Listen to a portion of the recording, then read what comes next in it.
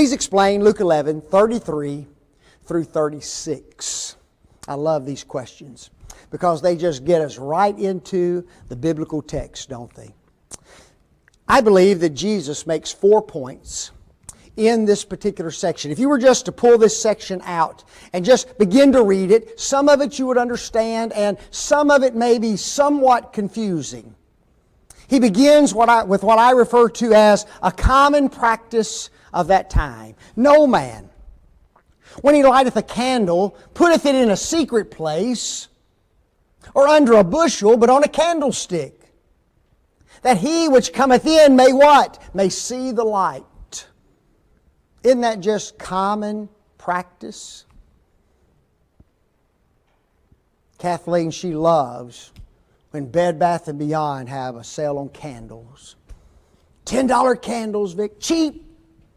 We buy about 400 of them. It ain't cheap. I'm just kidding. But she'll light those candles at various places. Sometimes I open up the bathroom door and there's a candle, and guess what? The whole bathroom is lit. You know where she doesn't put it? In the closet. That'd be kind of dumb, wouldn't it? Open the linen closet and there's a candle burning. What you do? What you got it in the closet for?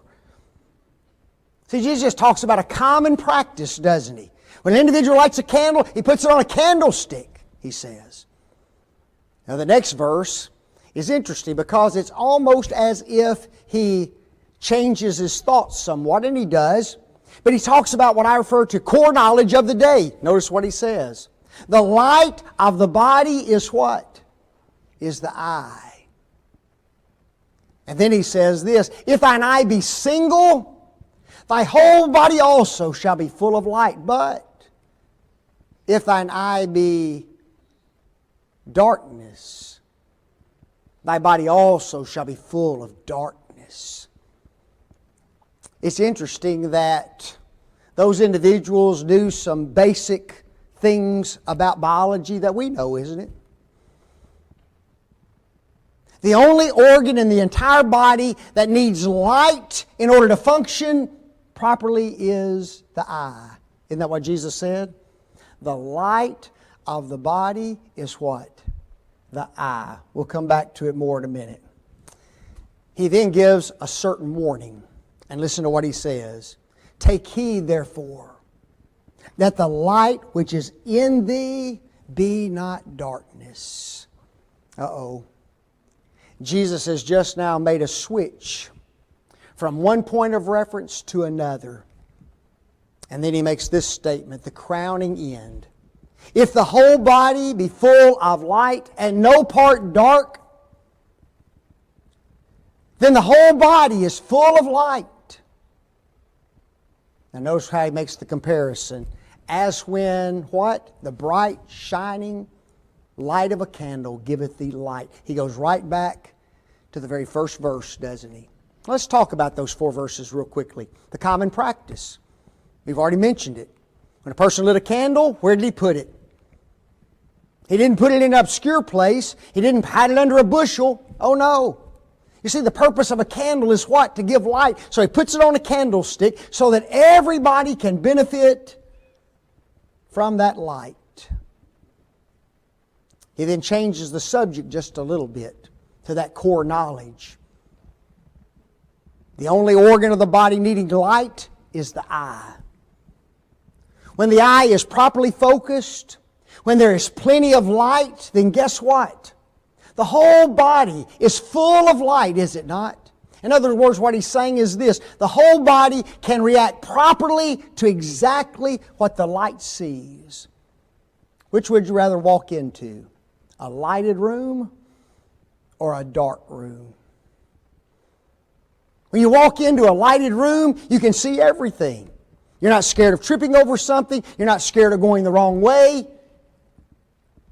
Because your whole body is full of light because of what the eye sees. But now notice, if the eye is evil,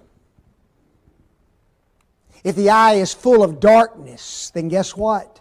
The whole body is full of darkness, is it not? It's not just the eye that's impacted. If you walk into an extremely dark room, it's not just the eyes that are blinded, it's the whole body, is it not? Jesus says that's evil. It's not the way it's supposed to operate.